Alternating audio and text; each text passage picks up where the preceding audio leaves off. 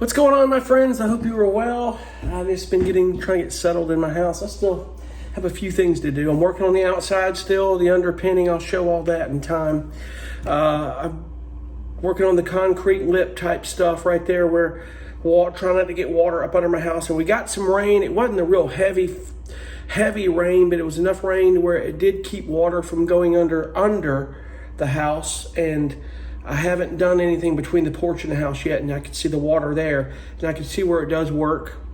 I have a few things left to do on that deal, so we're getting it done. That we are. Just other things going on. Excuse the noise here. I'm just doing some music here. Hit a key on the keyboard. Just things going on. I mean, I had to get me another vehicle last weekend. I didn't wreck my car or anything, but my car, 332,000 miles, my car started telling me things like, hey, I think it's time for you to make a decision here. And that's exactly what it was. It's decision time. Air conditioning compressor quit working on it. We thought it was electrical. I went and got the relay that people were talking about that may have. All the fuses were fine, and it didn't change a thing. And I was just sitting there going, this isn't good.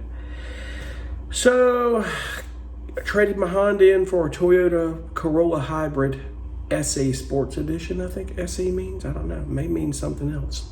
Someone say Sports Edition, so it maybe gets it a better, I don't know. Maybe it looks better. I don't know. It's kind of cool though. It's a really nice car.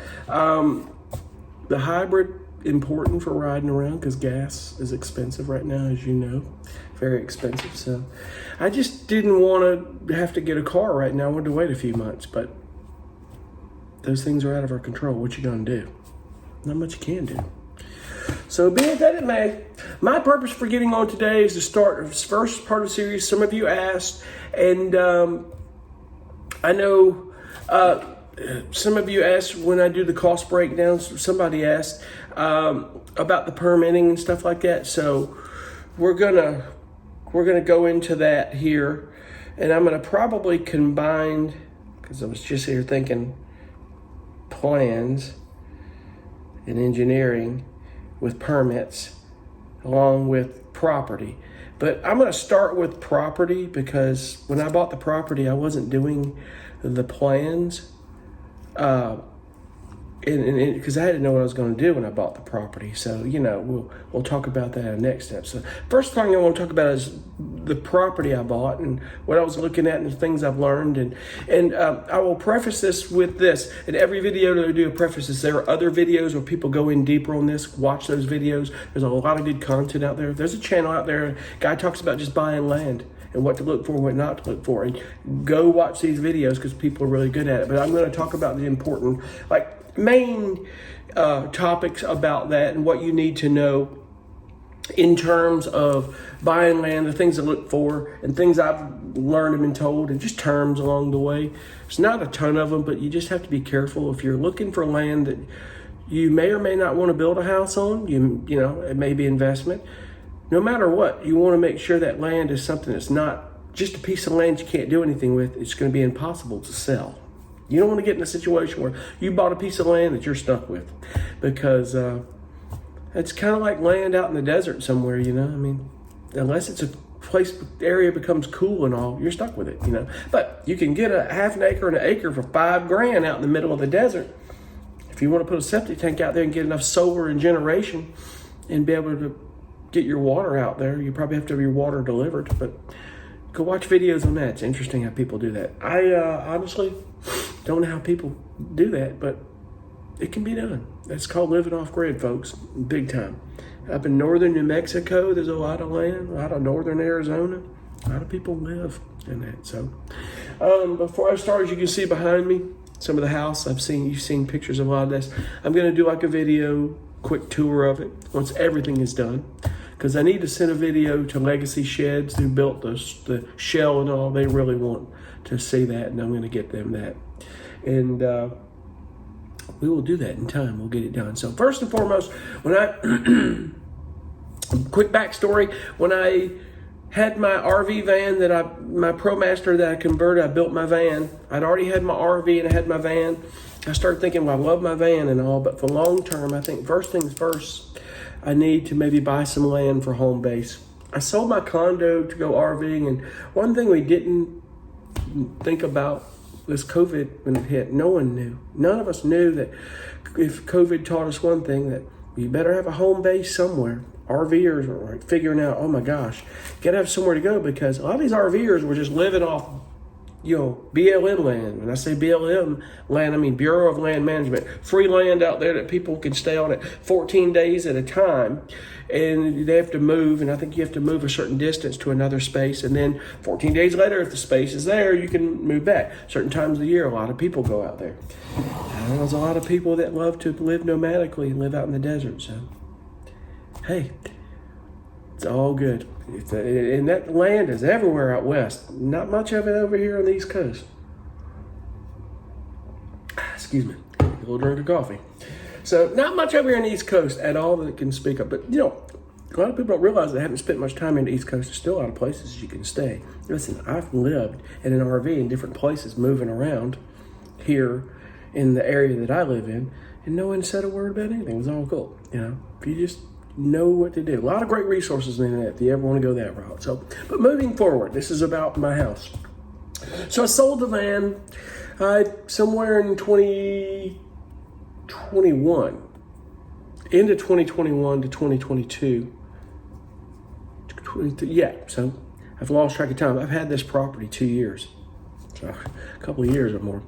Over 2 years, just a little over 2 years now. So what I did was I just said, let me go look for some land. I went driving around. I got on usuals. I got on Realtor.com and Zillow looking for land for sale. And in the area I live here, in the Charleston, South Carolina area, it's getting expensive. Shit's going up big time. Because everybody wants to live here. Everybody's moving here. Everybody's leaving New York and California. That's a new migration now. People leaving California, coming here, coming to Texas, going to Florida, going to the coastal of Georgia. It's basically the whole East Coast from south of Virginia is getting bombarded with a migration from New York, New Jersey, Ohio, basically everywhere up north they're being tax extorted and the life choked out of them. Some of you live in New York and California, you know what I'm talking about. You deserve better than that. Your government is choking the life out of you, and it's wrong. The things that they're doing, all the crap that they're doing. And I don't blame you for wanting to leave. I really don't. It's just, man, there's other states. But hey, what you gonna do? I just fear that South Carolina is going to turn into a California, New York, and I hope not. I hope they learn from there and they come down here and understand that we can't put those policies in place if we want a better way to live. So, but moving forward from that. But what I'm saying is that they're all moving here. Property value is going up, and I knew that. I knew property value was going up, so I just went driving around, But there were some things that I've learned that you have to look for. Now, this is important. I want to get to the point quickly here, is that when you're looking for land, there's a few things you want to look for, and you probably already know this. It's obvious. What kind of flood zone is it in? Where I live here, we have rivers and we have an ocean. Now, I am about 55 miles from the ocean. Somewhere, give or take 50, 55 miles, depending on what beach we're going to, here in Charleston, South Carolina. I am very close to rivers, but not as close to where the land I'm on is not a flood zone. So you need to find out if it's a flood zone, because I was looking at some property the other side of Dorchester County where it was close to what they call the Edisto River and then the Ashley River, and they come down. And basically, if anybody's familiar with the state of South Carolina, it's a big hill. South Carolina, you've got what they call here the Low Country, and you get to just past, I guess the best way to get you just past Orangeburg, South Carolina, you start getting up into what they call the Midlands, where Columbia, South Carolina is. And it goes up, and then it goes up again when you start getting to Greenville, South Carolina, and Clemson and Anderson, South Carolina, where the Highlands, because you're getting at the foot of the Smoky Mountains. So basically, in South Carolina, we have edge of mountains to Midlands. We have a lot of lakes and an ocean. So it's kind of like just a mixture of things. If you want to get to the mountains, you could get to the mountains in 3 hours or less, barely that. So you got to watch your flood zones, because in the 2015 flood, we had what they called the 1,000-year flood. And my condo was right in the middle of the Edisto and the Ashley River, and I had just moved in September prior, and I called my insurance agent, and I said, "You sure this is in a flood zone? Because things are getting a little hairy, scary here." He goes, "No, you're not. If you want to get a flood policy, we can." He said, "You're fine. It's not a flood zone, so no matter what happens, you're covered." I'm like, okay. So I had to, when the floods hit, I had to get out of my condo and go up towards my dad's and stay there, because at a given day, I would have been trapped in there. I wouldn't have been able to get out. Now, I wasn't flooded, but there were roads flooded to where you just, people were going to get a bunch of groceries and just staying put, going, well, we're not going to flood, but we're not going anywhere. We don't want to flood our vehicles out. So there were areas where on the river, the Ashley River, it was getting 10 feet high, and it's going over the water, over the roads. The Edisto River over probably, you don't know what direction I'm pointing, but other side of me over here, it was getting so bad, the river, it was old cemeteries where caskets were floating down the river. It uprooted caskets out of the ground. It was so crazy. And what had happened is that the rains got bad, but a levee broke in a dam in a lake upstate. And I don't know if it was Lake Murray or what it was, but it hit the rivers and it was coming down. And it started coming down, like coming down the hill. And the ocean, tides would go high in the ocean and would push it back up. So you can imagine water's coming down, the tide's coming high in the ocean, coming in. What do you think water's going to do? It's going to rise. And it did it about 3 or 4 times over 2 or 3 weeks before it stopped. And what they call the West Ashley area of Charleston took the worst hit of it. And I think they realized that some areas they couldn't put houses, so they had to pay eminent domain at market value, buy people's homes, and then turn them into like recreation areas or something. I don't know. But moving forward, flood zone, very important that you pay attention that your property is not in a flood zone. If you're willing to, there's different zones of flood zones, and that's those channels on there that talk about buying land and will tell you exactly the zones, what you can tolerate and what you can't. Because if you love somewhere and you really want to live there, like on a lake, it's still a flood zone. It's a small zone flood. Like, what are the odds of it flooding? Your flooding insurance will vary. So if you're willing to pay it, that's on you. Next thing is, if you're buying a piece of land that's out of city limits and they don't have sewer, but they may have water, there's septic tank options. You need to find out if the term perk, if they say that land will not perk, means will it take a septic tank? And that, when you're buying that land, your real estate agent, this is why it's important that you hire a real estate agent to help you find the land. They're going to get that documentation and make sure that they get the paperwork that the DHEC is done when they tested the soil. Excuse the camera bumping. When DHEC has tested the soil and you've given you the green light to go ahead and you can get a permit to put a septic tank in the ground. Because it takes a permit and you're going to have to get somebody to put it in. And the cost of a septic tank can range anywhere from $5,000 to $6,000 up to $20,000, depending on what you get and what you're in. I know some people get in situations of land where they have to build a septic tank up and it's a mound. And there's a gravitational thing and a pump that has to pump it, because either the land is too high or too low. I don't know, but that's a whole different discussion. But just make sure that you do that. Third thing is to make sure, do you want to live in a township or do you want to live in a county? One thing you need to do before you buy that property is you need to go to the town or that county and you need to find out, give them the address of the land and tell them what you're maybe wanting to do, but you want to find out what the restrictions and the covenants are. This is very important because the town I'm in had the restrictions that you can't put a mobile home in town anymore. Now, the lady across the street from me, you've seen videos, that has a mobile home, but her property was grandfathered in. The people who owned it, they made sure that, if the mobile home moves off the property, you've got 1 year to get it back on, or you lose your grandfathership. So that's important. And they said, as long as it's stick framed, it's okay. So this is what the idea came around to build the house I have. And we'll talk about that when I talk about who built my house, which I've talked about a few times before. So that's important to do. It really is important. So think of those things. I know sometimes you don't want to hear the truth, and some people, but you got to ask the questions of these things. I've talked about this. Ask those questions and find out everything, because it could really cause a major issue, major headache, where you sold the property and you may have to pay a capital gains tax on it because you got some profit on it after a while. Like, this property has gone up in value since I bought it 2 years ago. at least $30,000 as of today, and I've got the valuation of it last year was about 20 grand, and it's gone up more since then. Because they're approved just to the edge of the city limits of town, a couple thousand homes that may be going up. So we got more population coming in, more value coming in. People are buying. House across the street just sold to some folks. I don't know what it sold for. I need to look it up. So people are wanting to live quietly. I just hope it stays quiet here for a while because it's so quiet and I love it. So, but anyway, think about those things when you're buying that land. So, and I drove around, I got the insurance agent, I was looking at the other piece of land where by the river, and I was like, I don't know, should I? He goes, well, he told me about the 2015 floods and how high that water got. I just drove by that piece of land not too long ago, a few weeks ago. I was cutting through there. Actually, I didn't even mean to. I drove to, I'm like, that's the land I was looking at. And there was an old mobile home on there that I would have had to pay to have moved, or somebody come get it for the metal. The property next door had a brand new house being built on a big old house, but it was on stilts about 12 feet in the air. And that tells you right there. They knew. Everything was prepped and built for the floods. And you literally have to have your deck with poles and have a boat. You literally have to have a boat on hooks sitting there. So when the water rises, the boat rises to the deck. You get on that boat and you have to float up out of there. It may not flood your home. You better hope you got your cars and everything out of there, and float out, get in your car and go somewhere until the water recedes.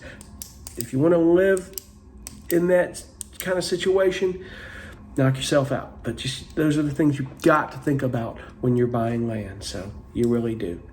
I'm going to add another thing. The land cost me about $32,000. That was here, but your land is going to vary depending on where you're at and what you're looking at. So think of that and keep that in mind, and you'll see that. A guy here in town, or he's living north of here, but he's from town here, cleared the property. It cost me $6,000. Normally, it would have cost a lot more than $6,000 for the amount of trees they took off this lot. You go see the video. I think he was new at doing it, and I think he realized he got in over his head. I told him to haul a lot of this stuff off, but he cut some corners, and every time they dig a hole around here and find a pile of damn bricks and stuff that shouldn't be, it pisses me off. I was cleaning some up yesterday, some bricks that he didn't do. But overall, I can't complain. I got way more than my money's worth because they took about 15 to 20 trees off this lot. And you can, for the amount of what it costs to take trees out, and they uprooted them. Except the ones I had cut from my pecan trees I had to take down.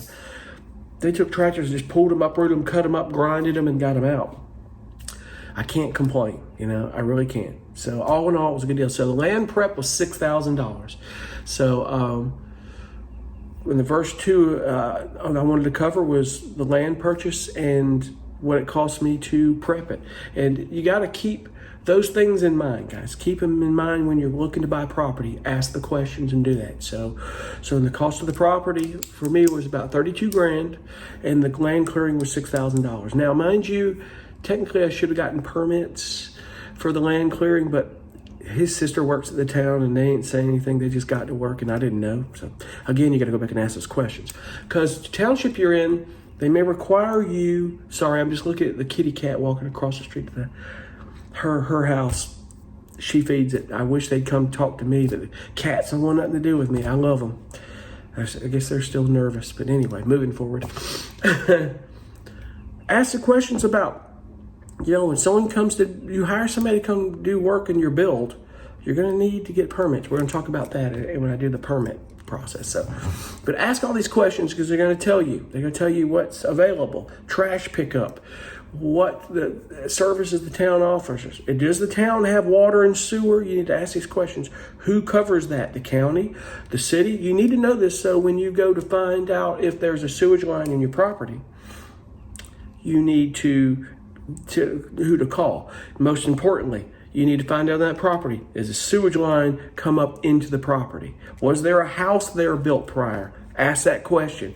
You need to find out the history of that property and pull stuff from the county. Pull the plat for the land. Find out the history of that property. The county knows. The township knows. People that live if you're in a township, they know. Or if you're in a country and there's neighbors, ask the neighbors about that property. You need to ask everything you know about that property. It will save you so much grief. So and pretty much what I did. People would come by and go, "You looking to buy that place?" "Oh yeah, it was an old house there." Conversation would come. "I know a guy that could clear it for you." The whole town network came in on that. So keep these things in mind when you're buying property, folks. But that's the cost of my property and what it costs to clear it. And might not be a bad idea to scout out your neighbors, what they're like if they're close. I have a few that are close, but they're not on top of me. The guy behind me is across the ditch. His dad that passed away a couple months ago, nicest man. I felt like I've known him all my life, man. I felt bad that he died. He would have been a great neighbor. He really wanted to see the completion of this. He was just the nicest man.